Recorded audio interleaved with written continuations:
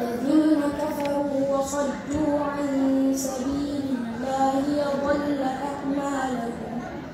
والذين آمنوا وعملوا الصالحات وآمنوا بما نزل على محمد وهو الحق من ربهم كفر عنهم سيئاتهم وأصلح بالهم ذلك بأن الذين كفروا اتبعوا الباطل وأن الذين آمنوا اتبعوا الحق من ربهم كذلك يضرب الله للناس أمثالهم فإذا لقيتم الذين كفروا فضرب الرقاب حتى إذا أثخنتموهم فإما منا بعد وإما فداء حتى تضع الحرب أوزارها ذلك ولو يشاء الله لانتصر منهم ولكن ليبلو بعضكم ببعض والذين قتلوا في سبيل الله فلن يضل أعمالهم صدق الله العظيم. ما شاء الله. ما شاء الله. ما شاء الله. ما شاء الله. Okay, mashallah. Thank you so much. I would like to see you later, inshallah. Mashallah. Bismillahirrahmanirrahim. Alhamdulillah Rabbil Alameen. Wassalatu wassalamu ala Rasulillah wa ala alihi wa sahbihi wa man wala. Assalamu alaikum wa rahmatullahi wa barakatuh. We greet you in the name of Allah subhanahu wa ta'ala. And we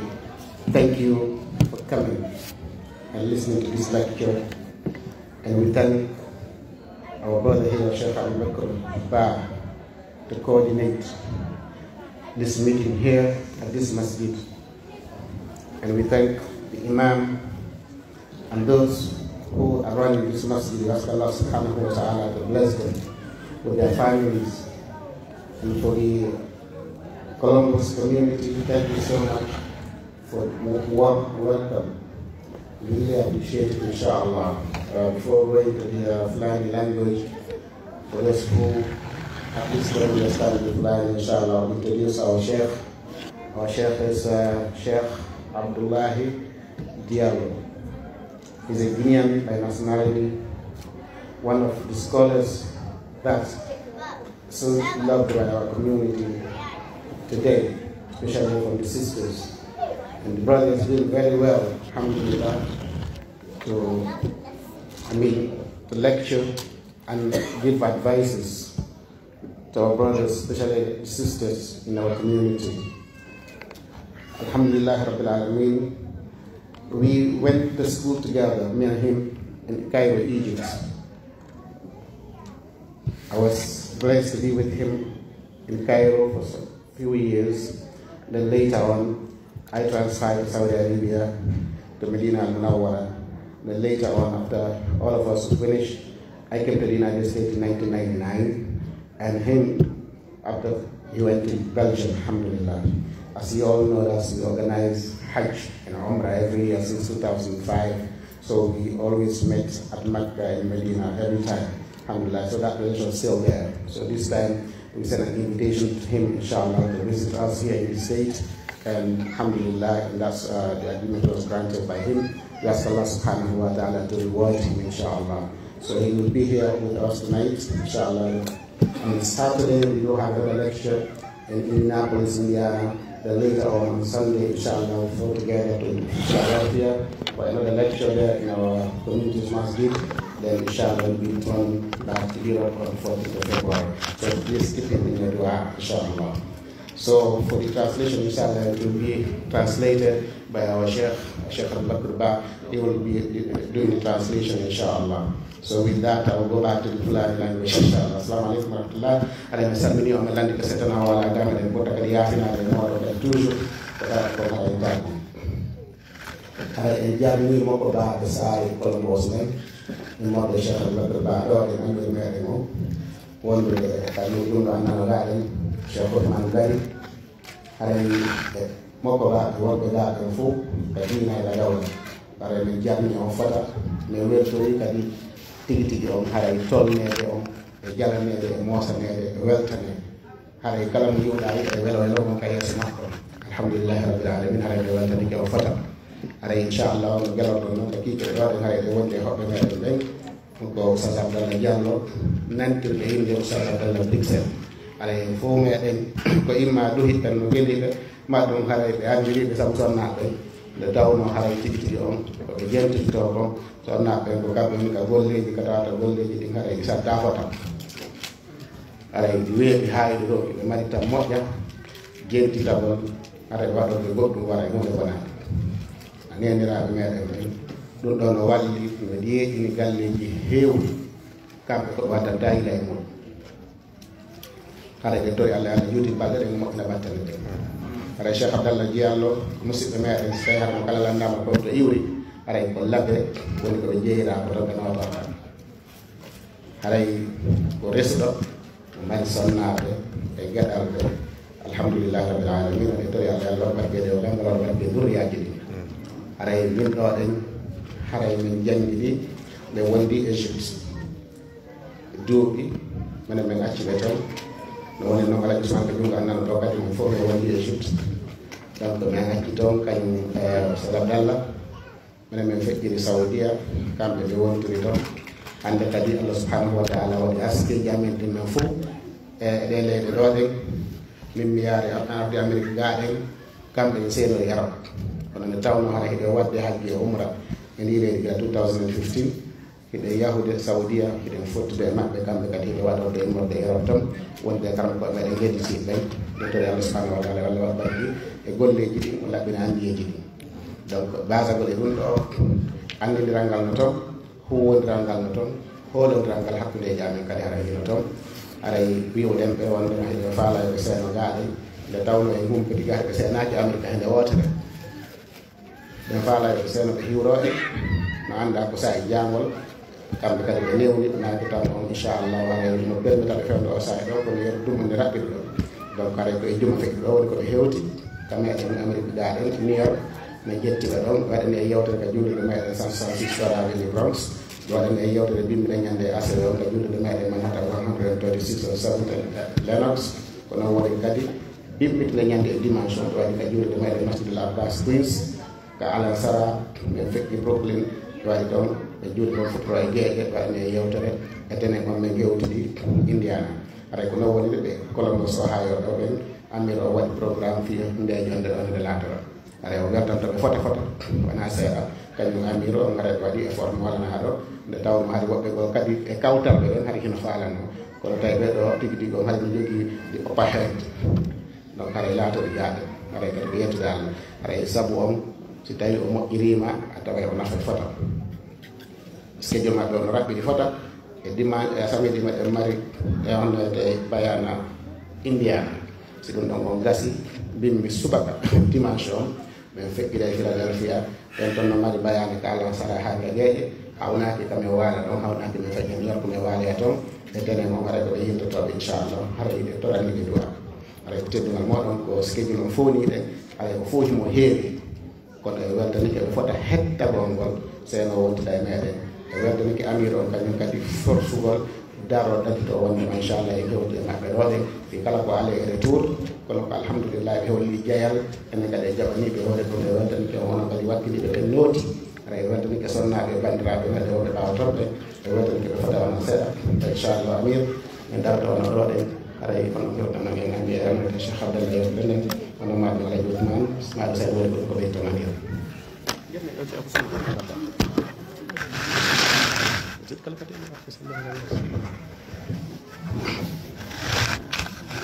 بسم الله الرحمن الرحيم الحمد لله رب العالمين والعاقبة للمتقين ولا عدوان إلا على الظالمين ثم الصلاة والسلام على المبعوث رحمة للعالمين محمد بن عبد الله وعلى آله وصحبه أجمعين أما بعد السلام عليكم ورحمة الله وبركاته haray so a yetti allahu taala towuɗo tedduɗo seniɗo hanuɗo yettede en duwani ke nelaɗo men on muhammadin sallllahu alayhi wa sallama kamɓe ɓe gureji maɓɓe e sahabankeɓe maɓɓe e kala man ni o ñentita lawol maɓɓe ila yawmi din haray min ni jami kisi woni e moɗon onon kadi ɓe gureji mum en fo inchallah haray en ala e jonnude ɗo no gelor ɗon noon yewtama ko yewtete kon ɗo ko fo joni ara joni tawi hoɓɓe meɗen ɓen karma koɗe meɗen ɓen waɗana yewtere men hono andir ɗon noon kamɓe arabuɓe ɓe innayi almarufu la yuarraf almarufu la yuarraf ara yato jinaka holliten ɗo ko homɓe woni Oustaz Abdallah ɗo aray en fof hiɗen gelliɓe aray mi raɓɓitino ɗo ɗe ɓa aray tan on juuti inchallahu taala watten konngol ngol e mako maɓɓe aray ɓe okkoren ka jemma ɗo ɓe ruwo ko allahu taala on longini ɓe inchallah aray noon hiɗen torondiri heɗitagol inchallah wona ɓannani skeduji maɓɓe ɗin hano ɓe hewtiri ɗo haray koyen ƴetto opportunité ɗo enen kadi heɗoɗe moƴƴa inchallah aray sonnaɓe ɓawato men weltaniɓe ɓen duwaniɓe haray kono yoɓe ɓeydu heɗitagol bayana o inchallah ɓaade ko ɗum ma ɓuri kon ko ɗum fottindinen ka kikele ɗo haray mi daro ɗo inchallah assalamu aleykum wa rahmatullahi wa barakatuh aray chef tafaddal mashkura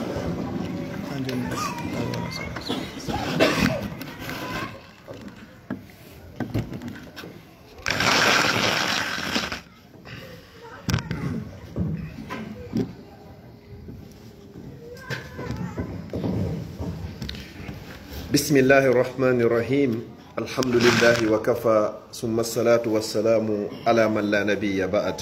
أما بعد السلام عليكم ورحمة الله وبركاته haray musidɓe julɓe tedduɓe ɓawen yettude Allah o bajjo wawɗo seniɗo mo ronkata okkorɗo e nemaji se lentiɗi en wawa andugol ko ɗi jelu sa yeddi Allah hatta o neminama sa yettimo o ɓeydanama sa huccimo o fewtama sa toñimo a toñi hoorema a torike mo yaafuye o yaafuma sa bonnimo duuɓi temedere a yiltoyke ñande wotere a inni Allah accanan o inna mi accanima ala bone mo neɗɗo on waɗata o toro Allah yo Allah hon yaafomo sina Allah yaafike mo o wattanama on bone ɗon kadi moƴƴere ko ɗo wiyete Allah laysa ka mislihi shay sifa Allah ala yo Allah yaafo en bakkatuji meɗen ɗin jani ɗi wo tosoki ɗi wo suuɗiɗi ɗi wo feeñuɗi ɗi wo ɗi anduɗen fimum eɗen anda fimuɗum ɓawo ɗum ɗo en juuli e ɓurnaɗo tagee fo gon sallllahu alayhi wa sallam alladi bu'isa rahmatan lil alamin o nuliraɗo sabu yurmene nden wonande tagee fo ngo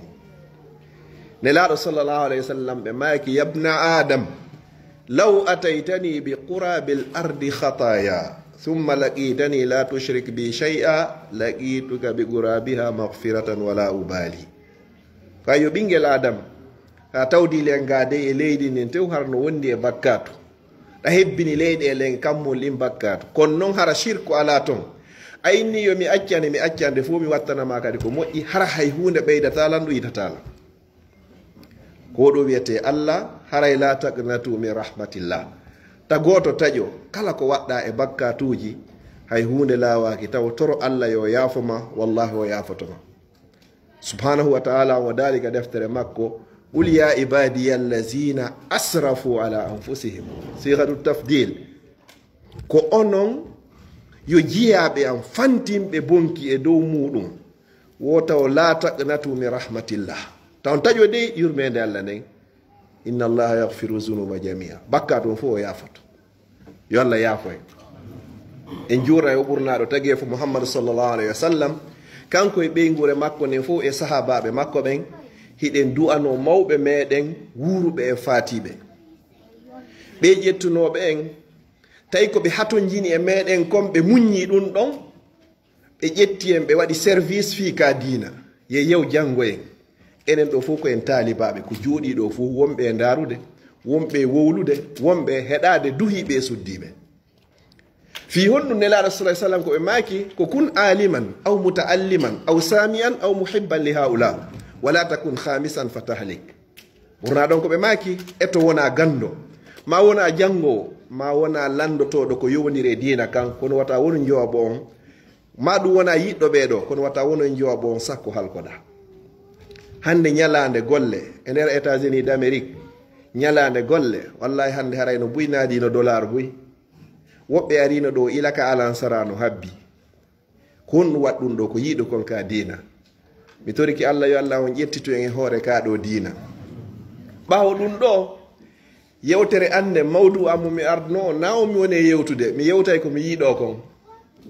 wonde hiɗa prépara goɗɗum yanta wallina ko addorɗa ko ƴetta ko fewndi kon komi hewti ga dambugal ɗa tun ko ɗon mi heɓi mawdu mo mi faala yewtude on hande kadi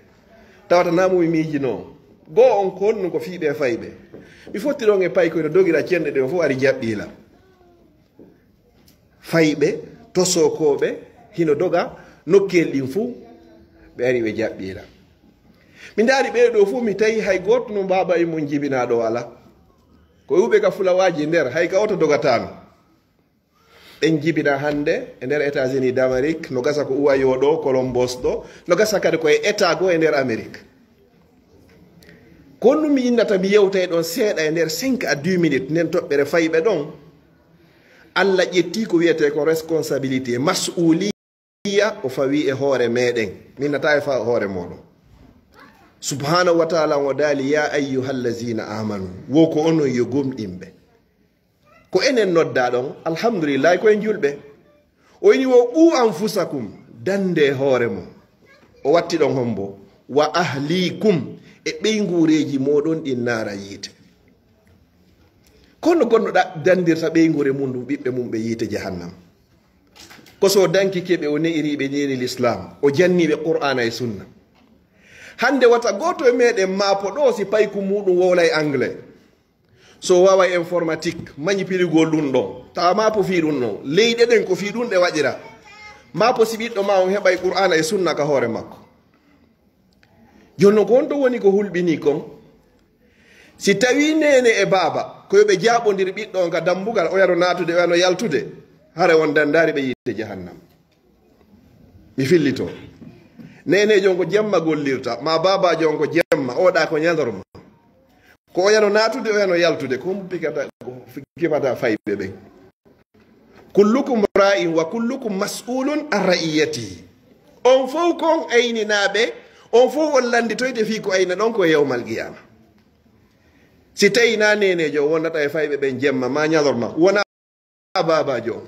ko yaasi on woni e newude ɓe fayɓe ko honde tuma ɓe hunjoto ko juulirta ko honde tuma ɓe andata qur'an ko honde tuma ɓe andata sunna ko honde tuma ɓe heɓata gandal koɓe tawroya joomi maɓɓe yewmal qiyama yafo ɗo mi yewta yewtere sinde satti muñño ɗon ko andirta goɗɗo o perdi hoore manankum makko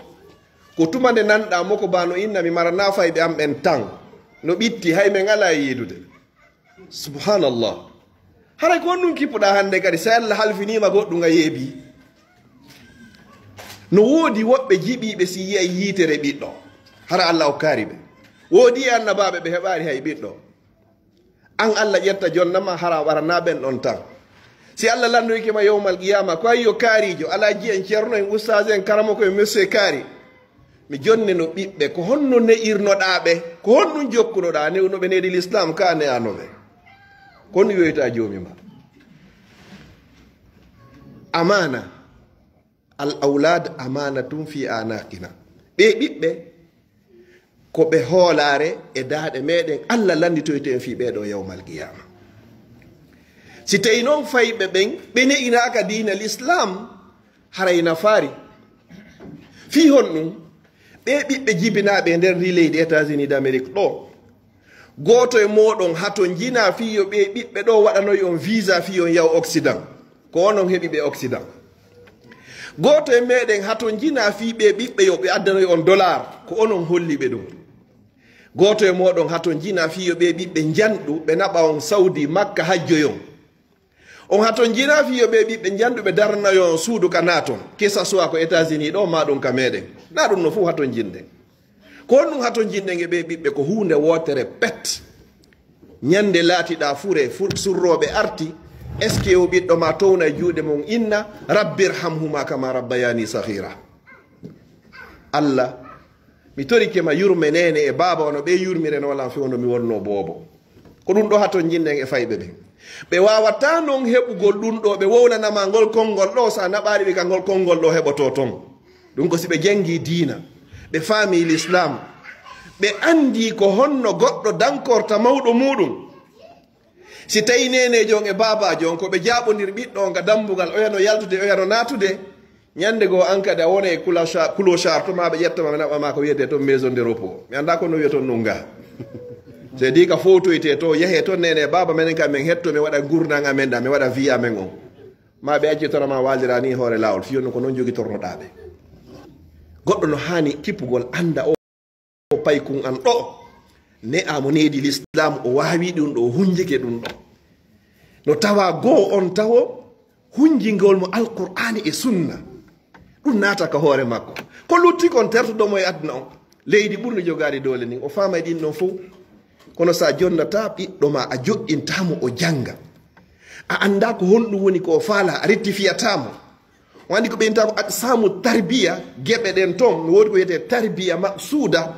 e tarbiya gayru maqsuda no woodi toon neydiji go hara ko fandandi da fandi yo ɓiɗɗo ma o wonir ni neydiji go on taw ko hara kadi o wonira noon kono anna noon faaliranoɗa si tawi noon ɓiɗɗo on kanko e baba makko nanene makko ñallidata ɓe walodata ɓe yaltidata ɓe yadata hay e nokko wona ka juulirde wona ka l'école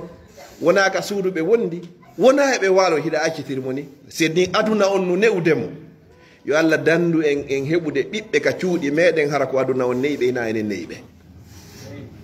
jonnon son wondata ko wonde tuma ne atamu ko so wondi yiyahimo ñamira nano inna ñamirtake nano ko so wondi yiyamo yarira nano gon inna yarirtake nano ko so wondi yiyahimo on hawtidi on ñaami o nokkoya yeeso goɗɗo inna nono nanon ko ni ko ɗo nokkata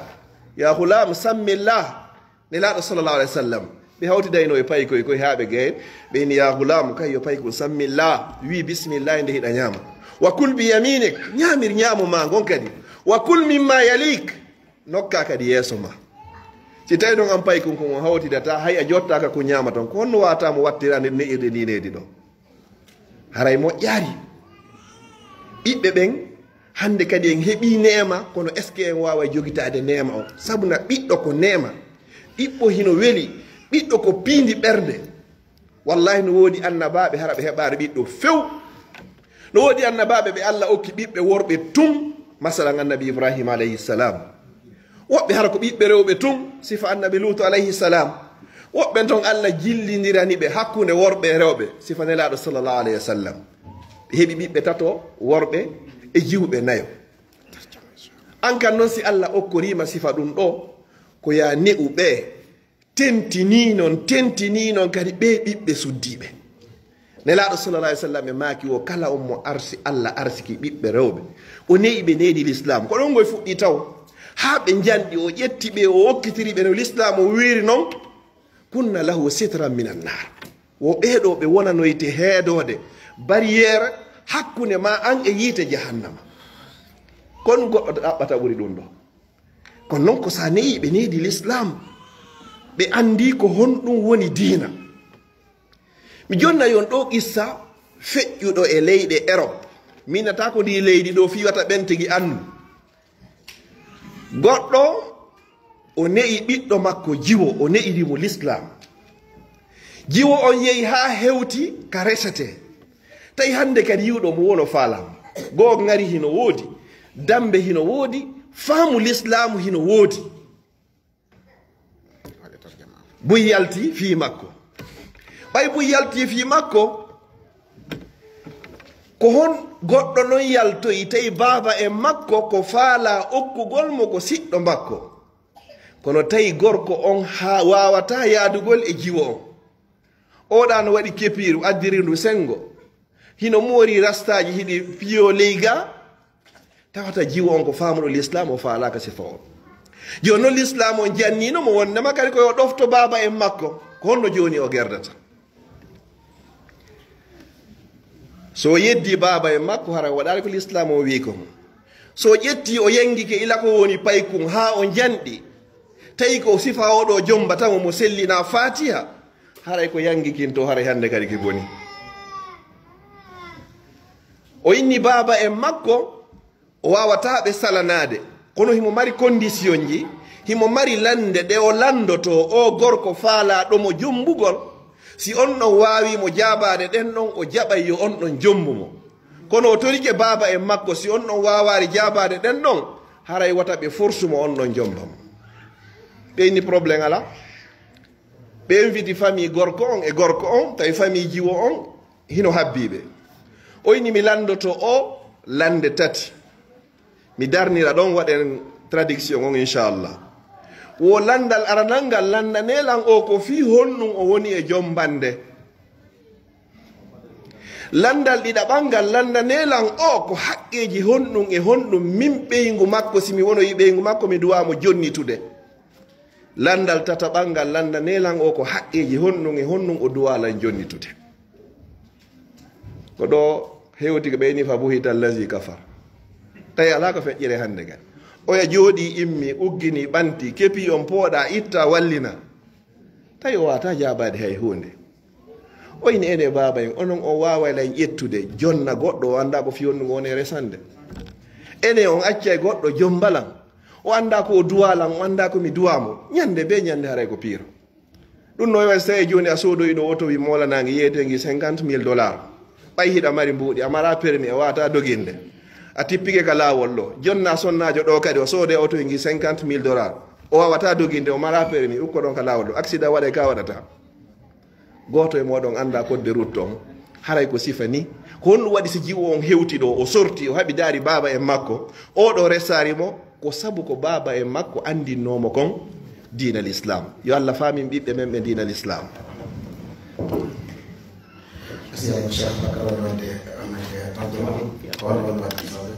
inchallah haray wono bandiraɓe ɓawa to sa wala ɗo fala yiɗi haray noka fouta islamic centre noka lawol kisal inchallah take the event kono anodde ceerno mamoudou goɗɗum se haftu law suwaya yalla ko alima am papatino translate. I want him to translate. Just translate it. No, go ahead.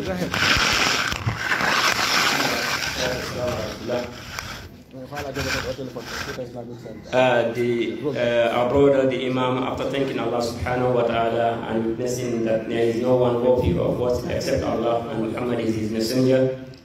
and thanking everybody who come here today to assist or to be with us with this conference. He, after that, started saying that I came here with one topic, but when I get inside here, I get another topic. What is that topic? Is about our kids. I didn't come for that, but when I came, I get inside and I started seeing kids, and I changed my mind. I said, let me talk about these kids. And as he said, these kids is our mas'uliyah. We have to take responsibility about these kids. We have to educate them in an Islamic manner. He said, in this country, you are the one who sold your kids dollars. If you are coming from Africa or somewhere else, you don't need the kids to show you dollars later on.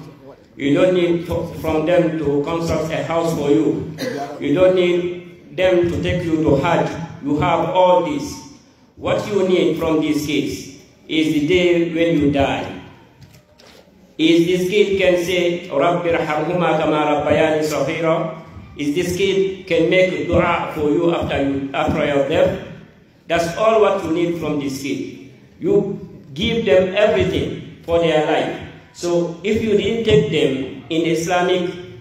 school where they can learn Islam, where they can know their religion, it's like you sabotaging yourself.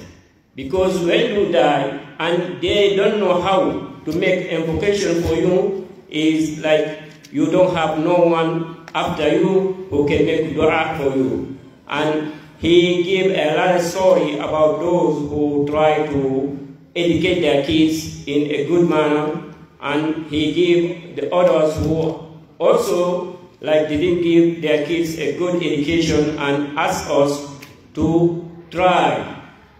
in order to give our kids a good education. Jazakallah.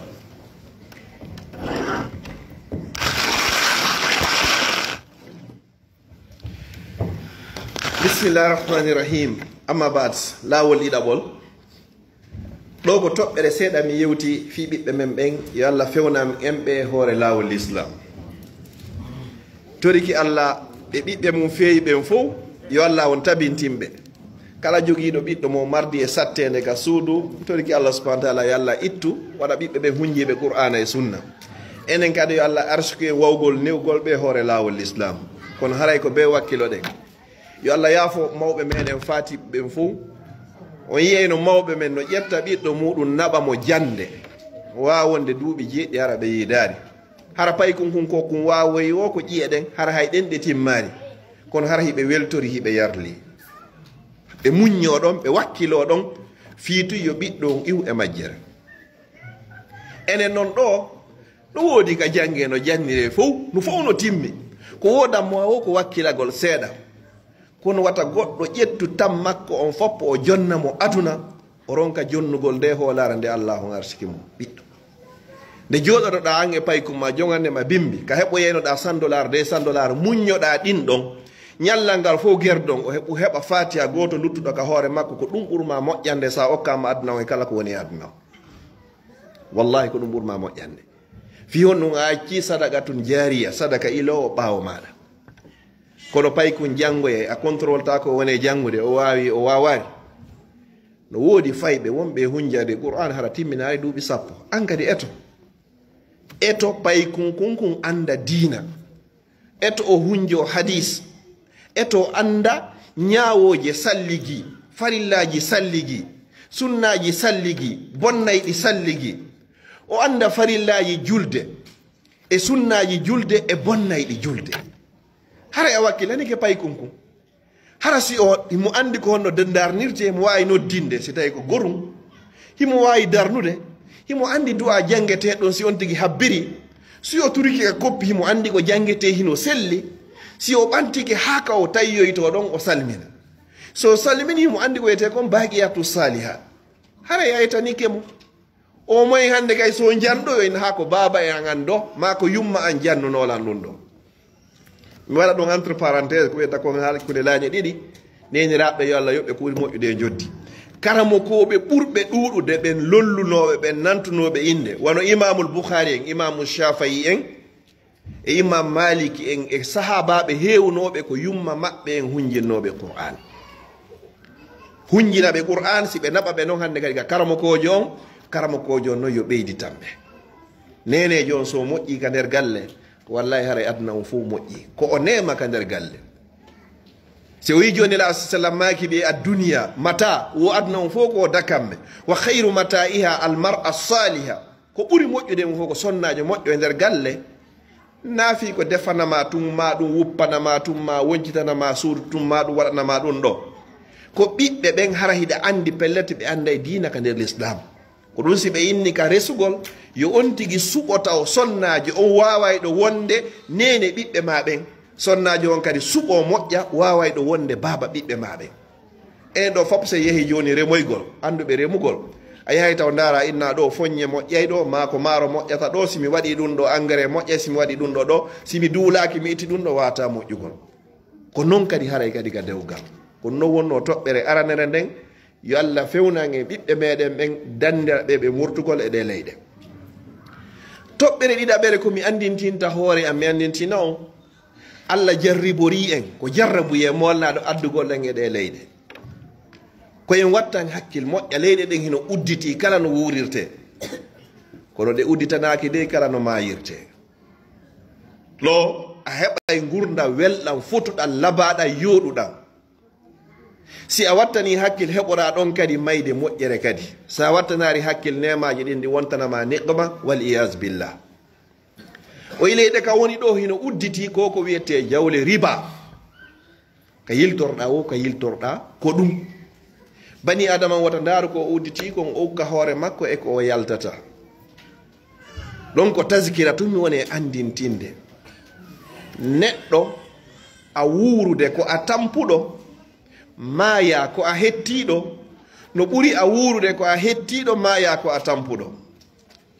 bi ma'ana a wuuraɗo gurdam fotuɗan kono hara hiɗa andi ñande feƴƴiɗo o a seedi e fawtere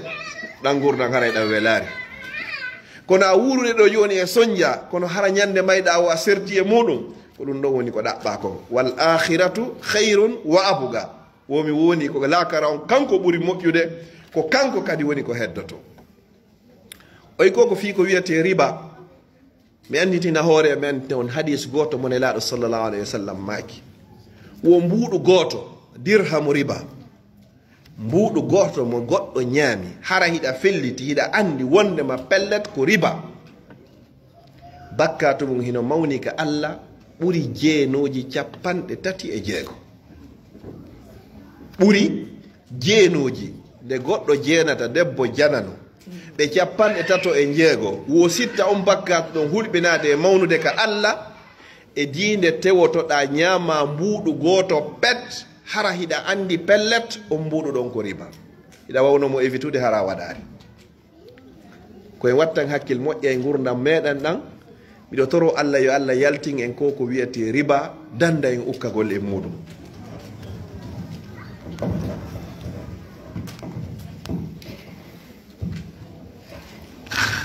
Now, the Imam continued talking about this case next time again, reminding us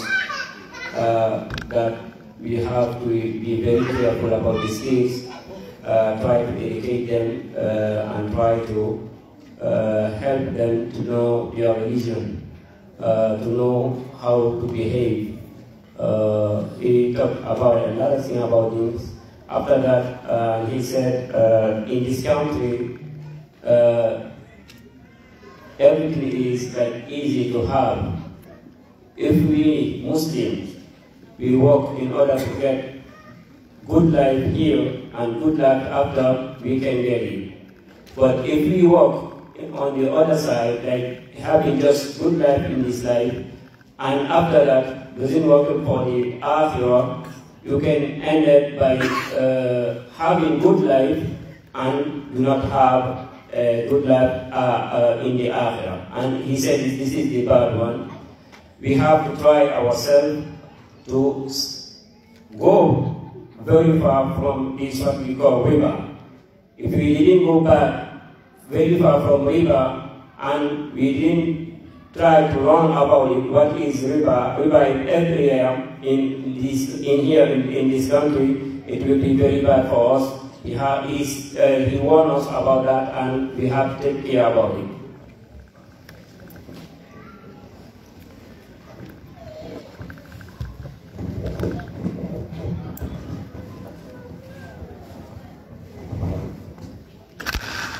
haray si ɗon feƴƴi toɓɓere nde mi sakkitorta nden inchallah ko yowodiri kon e fii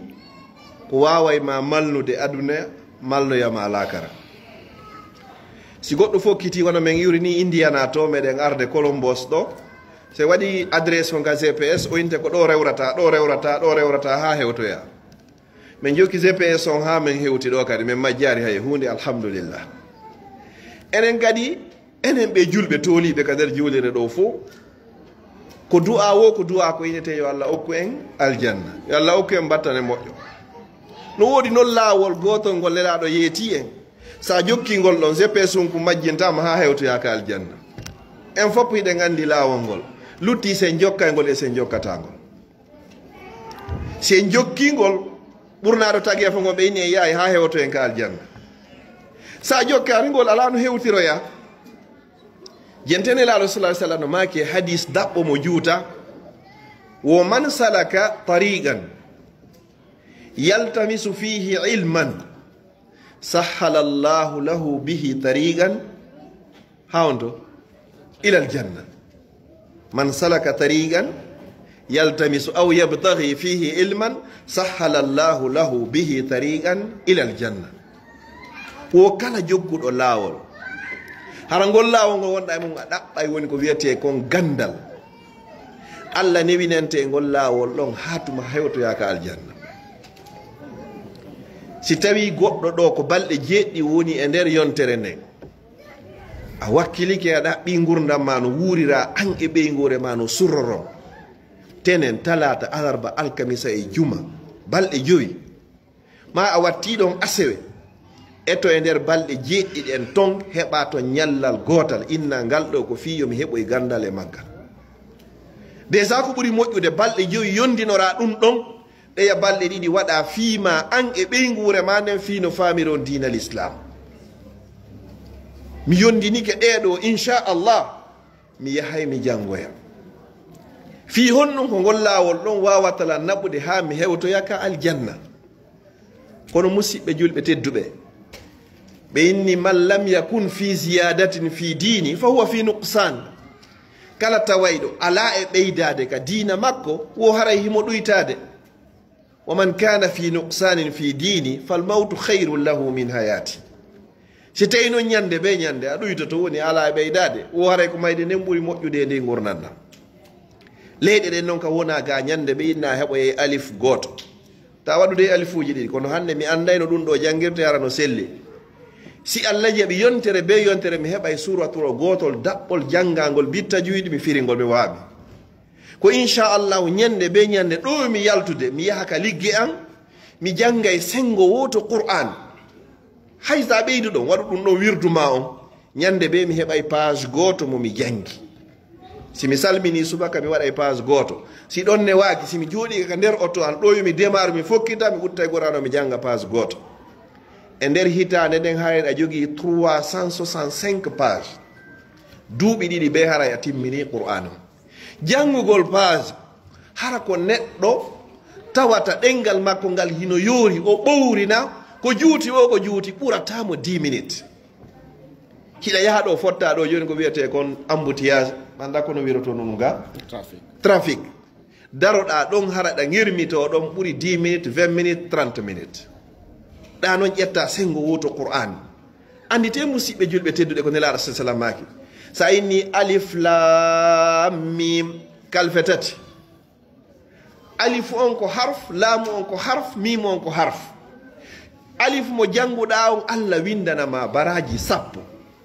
laamu mo janguɗa on o windanama baraji 10 mim on o jangan o windanama baraji 10 kalfe tati a heɓi baraji 30 sengo be sengo alquran ko bindi 15 woni ton mo beyo yehi konta ndara bindol ko kalfe jeli o tawata to hara jangay ɗum ɗon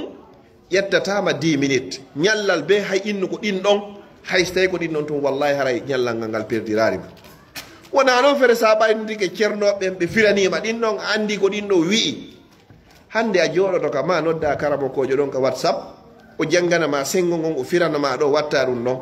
si tawi hara hiɗa ka nder oto ma hiɗa huɓɓini ɗum ɗon ko ɗum ɗon wonɗa yentade waɗa écouteur ji ɗin ka noppi ɗo hino fillinnade ɗon hatta bonnata golle ma hay e hunde hiɗa ka nder oto ma siko jindayɗo joni wono waɗa e doginayɗo ɗo taxi ñallal ngal fof hiɗa nanude ɗum ɗon hiɗa jangorde a natoray ka nela sallam maki ɗon man salaka tariqan yaltamisu fihi ilma imamul boukhari rahimahullah o iwi jogandema leydi Irak o seppi ha o leyi hewto e leydi Égypte ka yarete lewru tawi ko fi jangoygol hadise goto pet goɗɗo seppi lewru o yehi kadi o ronki mo ƴettoyde saabu ella mo yiri karamokojo on kadi hadise o walle hari mo selli an non ɗo a ɓaroto ka nder oto ma ka suudu ma ka tumbere denk haraɗa jooɗi tranquille janga ɗon karamokojo himo ka makko hiɗa ɗon ko honɗum haɗi watta ɗum ɗo ka programme ma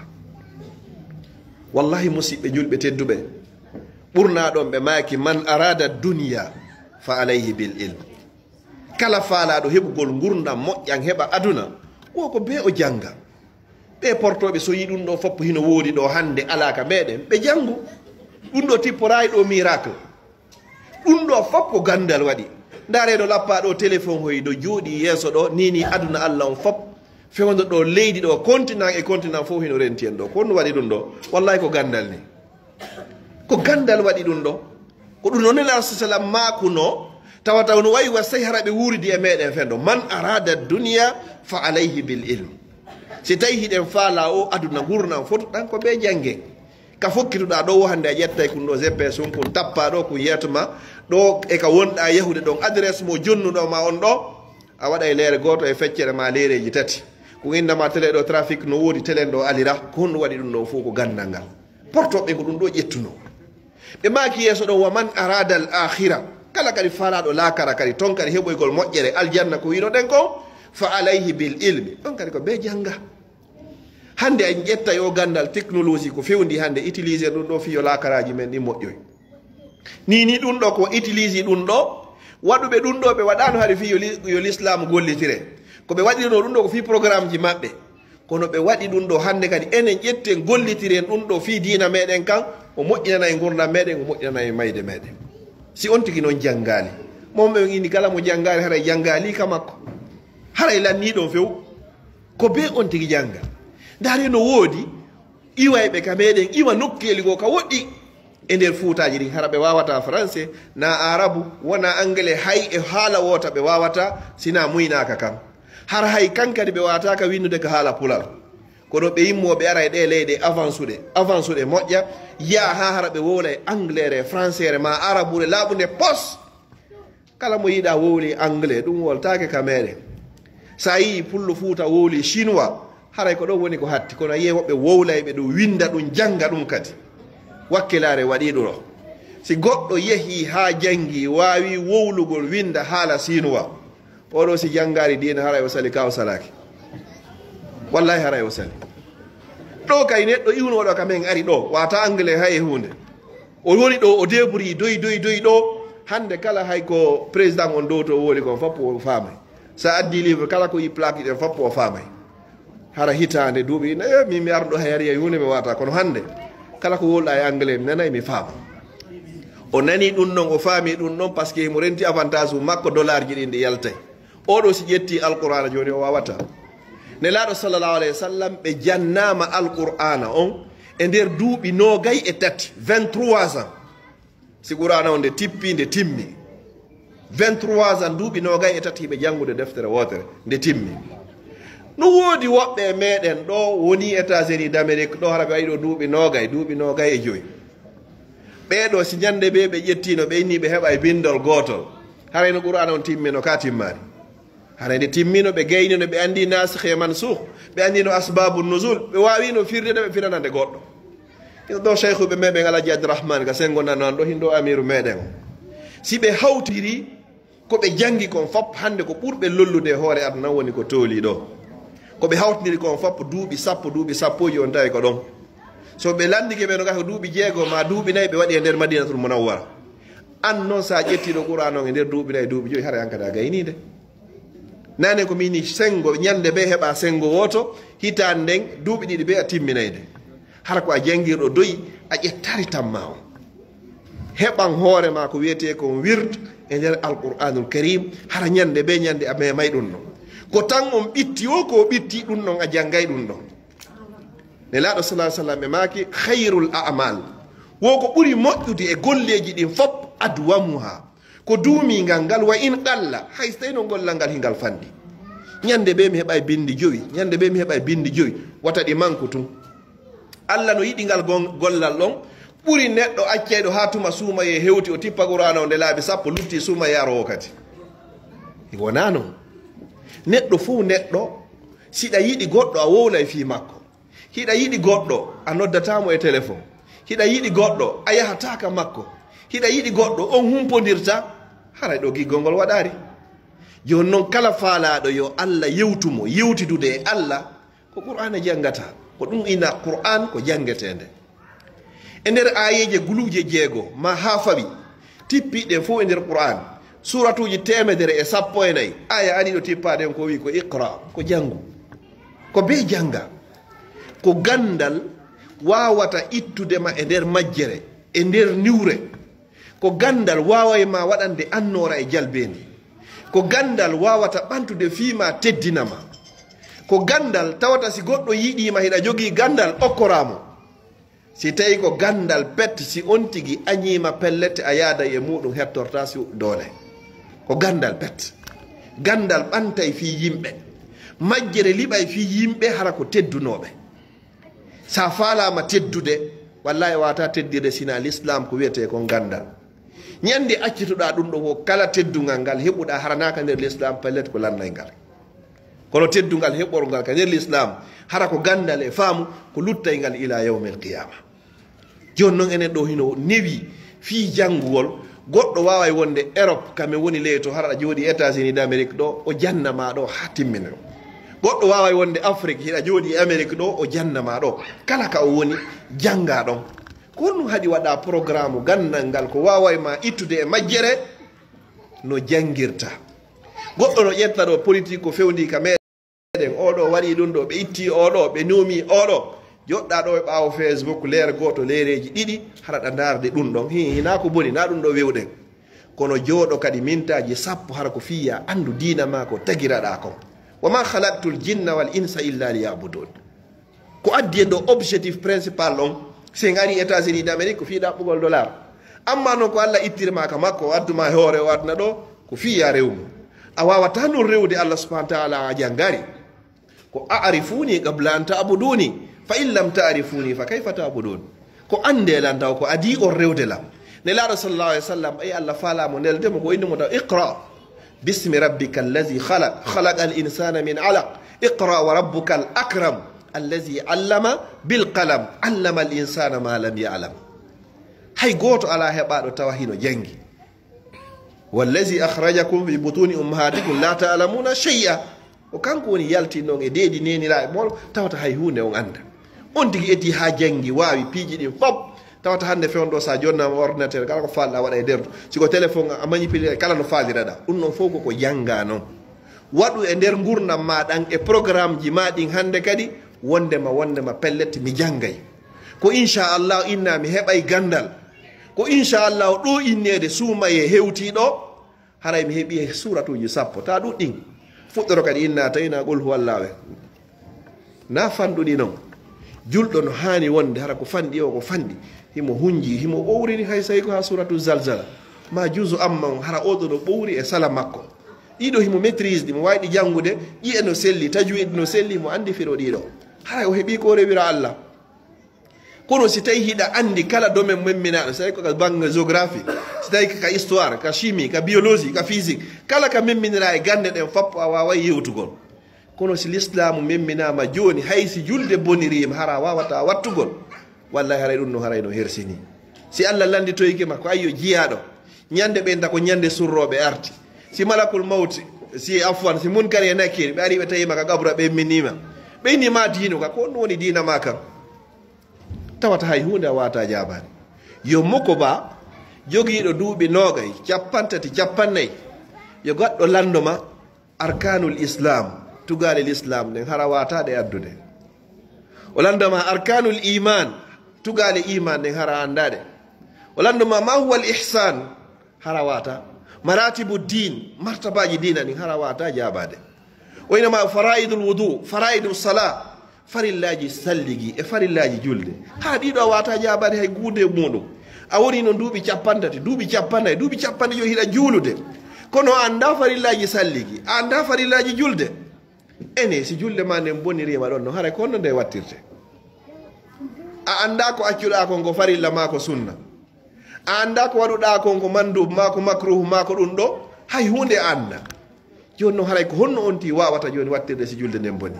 ɗum ɗon noon hay hunde lawakigoy sa heeɓi duuɓi 50 ɗa wawi jangude ne laaɗo sallllahu alayhi wa sallam fewno ɓe toɓɓante hade ɓe mari duuɓi 50 si ɓe fuɗɗi jangugo koye nder duuɓi noga e tati tawi ɓe tippini qouran on hande kadi ɓe wawi ɓe andi fof ɓe janni mofte ɗen ko ila yawmil qiyama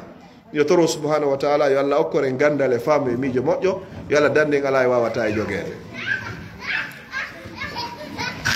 The Imam encouraged us to seek for knowledge. He will just explain how we are taking our life here, looking for knowledge of this life. He said there's a lot of people coming from everywhere here. You don't know nothing in English. But when you come to this country, you learn English, you know everything, you can make your life like this one who was born here. If you can do that, how can you stay here, you don't know how to read the Quran? You don't know, you don't make no difference in your religion. You don't know Arkan Islam, what is the pillars of Islam.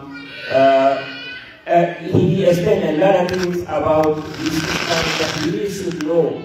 and learn about it in order to practice it. We have to practice our religion, and you cannot practice what you don't know. And he explained about those who come here, you never drive, and you take your car, you go to the road, you're doing well, you never get problem in the road. But if it's some of Quran, you still don't know nothing. And he told us it's never be late. Even if you are older, try to run. And he says that you can take every day one page of the Quran. One page. He said if you don't know how to read the Quran at all, it may take you 10 minutes if you don't know. And on the traffic, you can take more than 15, 20, 30 minutes standing for the traffic, waiting for it, and you don't feel bad. But when you take the Quran, you feel bad, you cannot read it. And he encourages a lot to try to learn, to know our religion, because this is the only thing that we will be going with it in the Akhirah. And Jazakallah. Bismillah ar-Rahman ar-Rahim. Haray mi darnira yewtere hande inchallah ni ɗi moƴƴa no woodi wallimɓe ɗo dogugol ɗo ko fanni oɗo kadi leyreji tati. Miɗo toro Allah subhanahu wa ta'ala kala ko mi yewti ɗo haran hawroniri e sawaba yo Allah maran en ka bonata ton en fuu meɗen jentiɓe e jentanaɓe e wonɓe e darode e feƴƴinoyeɓe yewtere nden yo Allah taw hara ko saabi Allah.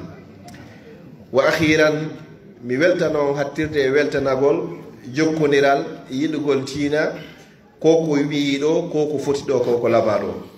Miɗo toro Allah nde ɓeɗen yilɗitoyowo yo Allah taw hara sifa o nokku ɗo kadi hiɗen jogui oɗo hara mo wodanɗen mo jiyanɗen hoore meɗen ya rabbal alamin. Miɗo toro Allah subhanahu wa ta'ala ɓe fayɓe ɓe mi yiiɗo hino doga ɗo hino foti sa yahi e nokkure tawi ko moko baɓe tu wonɗa yiwde fayɓe ala ton haray hino manki. Si tawi ko fayɓe tum mawɓe ala ton haray hino manki. Ɓe fayɓe jibinaɓe nder leydi yo Allah waɗɓe ɓe ardo ka dinawo ka dawlawo ya rabbal alamin. Mi toro Allah subhanahu wa ta'ala yo Allah ɓuttinan en galleji meɗen ɗin kala ko ɓutti ton kadi yo Allah hon duumin ɓuttu ngun kadi toriki Allah ɓe karamokoɓe men tooliɓe ɗo fo fuɗɗora Cheikh Ousmane ha hewta e Alhaji Abdourahmane ɗo ha hewta Amir meɗen on ɗo e makko baɓe luttuɓen ɗo fop e yeesoɓe meɗen ɓen kadi ka dawla toriki Allah yo Allah tabintinɓe hoore ko yiiɗi o yarli leydi meɗen ndi lagine yo Allah ɓeydu e moƴƴinanɗe ndi okkora en lamɓe fewuɓe nunɗuɓe huloɓe Allah yurmeteɓe ɓiɓɓe leydi ndin fonnayɓe ɓiɓɓe leydi ndin mi toriki Allah enen kan noon yo Allah waɗu en laamateri hara ko fewni nunɗundi hara ko yurmetede kay teddinayɓe yeesoɓe ya rabbal alamin haray mi weltike moƴƴam toriki Allah yo Allah on weltano on hara inchallahu mi daro wan waɗo wassalamu aleykum wa rahmatullahi wa barakatuh. And the Imam made the dua for us, inshallah. We'll be coming to the question and response. It's not be taking very long, inshallah. Inshallah, the sisters brought us 4 questions, so we will try and read it before we read it. We'll be asking brothers, anyone who has a question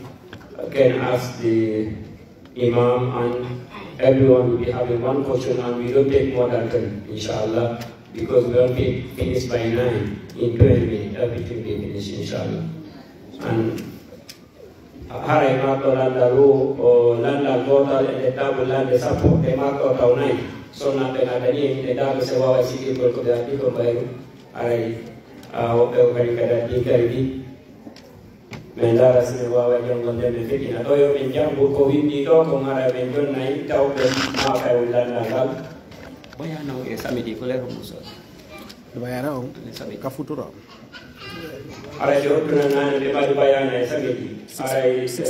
ko futuro ara sai wo di para ko sena di wai de ne do dar se ko gane enen tan dar se ne baye da se yo ko han ko bayro yi han ko ya ta ko ay ko ba de para he de dan la be dinga sai wo de para sena de si me mo podire wala program ande se ne baye se no ko inshallah. Are you following? Okay, you're not wild on that. You don't know those memory. No. Imam on those memory. Oh, he asked if you have something to add to say something. نحمده ونصلي ونسلم على رسوله الكريم أما بعد فأعوذ بالله من الشيطان الرجيم بسم الله الرحمن الرحيم أم كنتم شهداء إذ حضر يعقوب الموت إذ قال لبنيه ما تعبدون من بعدي قالوا نعبد إلهك وإله آبائك إبراهيم وإسماعيل وإسحاق إلها واحدا ونحن له مسلمون. وقال الله تبارك وتعالى في مقام آخر وإذ قال لقمان لابنه وهو يعظه يا بني لا تشرك بالله إن الشرك لظلم عظيم. صدق الله العظيم. وقال الله تبارك وتعالى في شان حبيبه مخبرا وامرا إن الله وملائكته يصلون على النبي يا أيها الذين آمنوا صلوا عليه وسلموا تسليما. اللهم صل على سيدنا مولانا محمد وعلى آل سيدنا مولانا محمد كما تحب وترضى. I'm just adding few things more what brother have talked about. Thank you all for you coming here and invite such a great scholar amongst us. May Allah increase his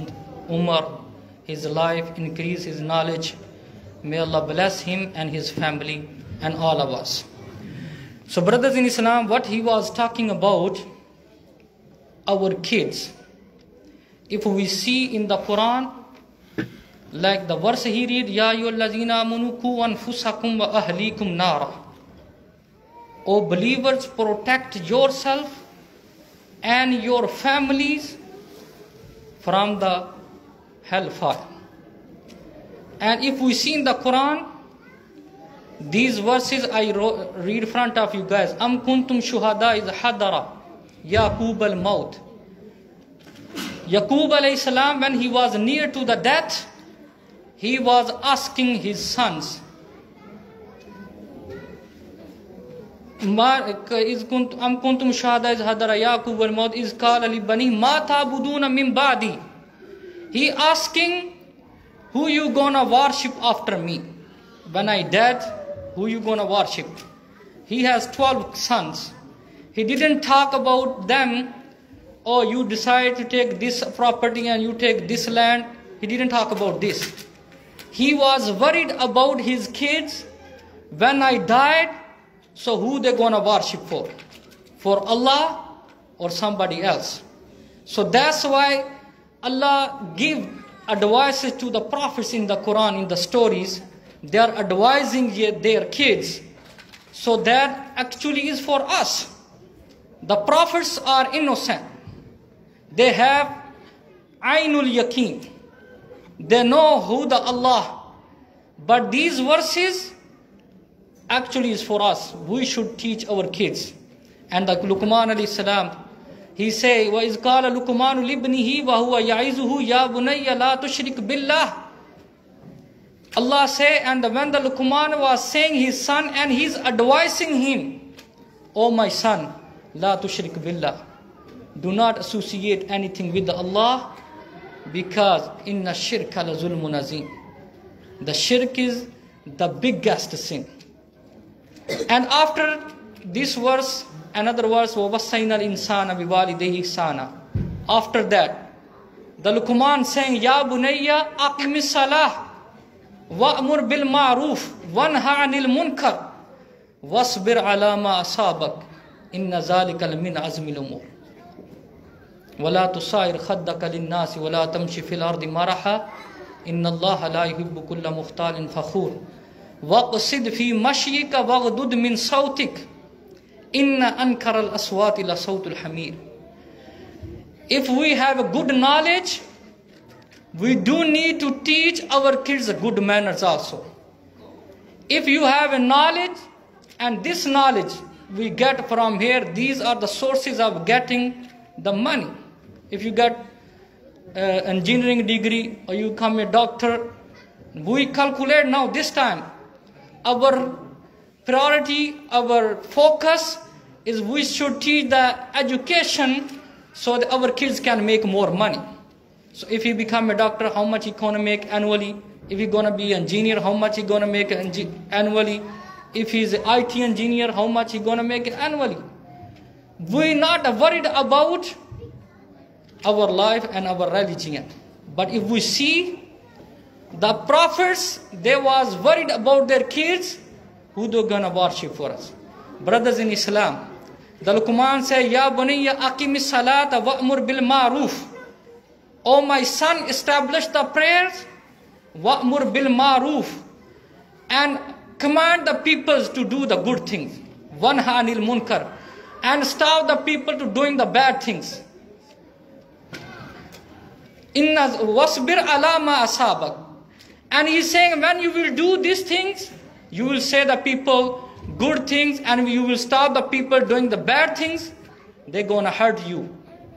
They're not gonna stop. And when you get hurt, wasbir ala ma sabak. So you got to be patient, because these jobs, inna zalika min azmil umur, you should have a big courage to do this job. And when he said, wala tusa'ir khaddaka linnas, when you talk with the people, don't turn away your face from the people. Wala tamshi fil ardi maraha, and don't even run on or walk on the earth with arrogance, because Allah don't like the arrogance people. Inna Allaha la yuhibbu kulla mukhtalin fakhur. And waqsid fi mashik waghdud min sautik. Be in the middle. Take the middle way while you walking. And waghdud min sautik, and keep below your voice. Don't raise your voice. Keep down. Waghdud min sautik, inna ankar al aswat ila sawt al hamir. Indeed, the bad voice is the voice of the donkey. So brothers in Islam, we was not here in this world 100 years ago. Is anybody was here 100 years ago? No. And we will be not here for sure after 100 years. Everybody will be die. And we have to leave this world. So this, our kids, our future. This is our production. If you give the good production in a society, the society will be good. The city will become a good. If you teach them good manners, the country will become a good. And the whole universe, whole world will be a good. That's our goal. Why Allah give us the kids? If we don't teach them the good manners, how to respect the elders, how to respect the neighbors, how your relatives, brothers and sisters, all the rights the Prophet ﷺ has mentioned for us. So we have to teach our kids, because this country, believe me, we got to be careful, very, very careful. If we don't give the time our kids today, they're not going to give you time when you get older. They will take you the old home. And they will say, oh Baba, we'll see you next week. I have the stories. Wallahi, one guy from Pakistan, he was an engineer in here. He meet one guy in the plane. He said, where are you going, old man? He said, I'm going to Pakistan. He said, why are you going? He said, I have 3 kids, 2 daughters, 1 boy. The one is they all on the different states. He was from Connecticut. He said, no, I work, but I got retirement. I go every 2 months Pakistan and stay with the 2-3 months with my brother's kids, and then I come back. He said, why you don't stay with your kids here? He said, it's a very horrible story. He said, why? He said, one is Texas, one is California, one is New Jersey. And when I call them on the weekend, I want to come to visit you guys. They say, okay, Baba, we will let you know tomorrow if we don't have any other schedule. And that's the truth. I'm not lying. That's the true story. They say, we will let you know if we don't have any other schedule with our kids. And he said, what did he do?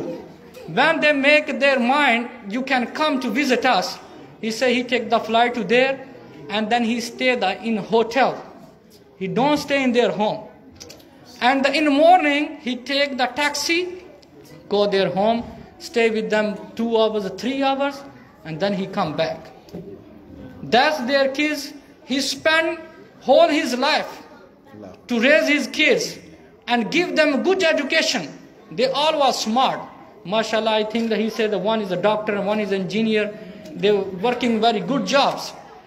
But why? Because he didn't teach them the Islam. what the Islam teaching us. So what the rights of the parents? The Quran say in the Surah Bani Israel, what he say? وَرَبِّرْحَمْهُمَا كَمَا رَبَّيَانِ صَغِيرًا أُفٍّ وَلَا تَنْهَرْهُمَا. Don't even raise your voice front of your parents. But if we knew what the Quran is saying about the rights of parents, and if we teach our kids, then they will know. But if we don't teach them, they're gonna lose. And the Prophet ﷺ said, Al-maru ala dini khalil. The human being, the young guys especially, they are on the religion of their friends. Whatever they learn from the school, they have more than what they learn in the house. So we need to give the time our kids and teach them the good manners. If we don't, maybe this generation, and you have kids and their kids, they will not know who we are. They will just say we are American, my grandparents or my parents was Muslim. So we got to be careful. So please teach your kids what is our religion, why we are here. We're not gonna be here. We have to be participate. Whatever we will do in this world, you will get reward. If you teach them the good manners, and the Quran says, وَالَّذِينَ آمَنُوا وَاتَّبَعَتْهُمْ ذُرِّيَّتُهُمْ بِإِيمَانٍ أَلْحَقْنَا بِهِمْ ذُرِّيَّتَهُمْ وَمَا أَلَتْنَاهُمْ مِنْ عَمَلِهِمْ مِنْ شَيْءٍ. If you have the good kids, your generation, they have faith and they're doing the good things, Allah will take you with them in the Jannah also. You will be with your kids. And Allah will never take anything out from their actions or from your actions. May Allah give us khair. May Allah protect us. May Allah protect our families and our kids. May Allah Jalla Majdul Kareem guide us on the straight path. Wa akhiru da'wana alhamdulillahi rabbil alamin. Now you did translate what he said in Fulani, but I didn't say.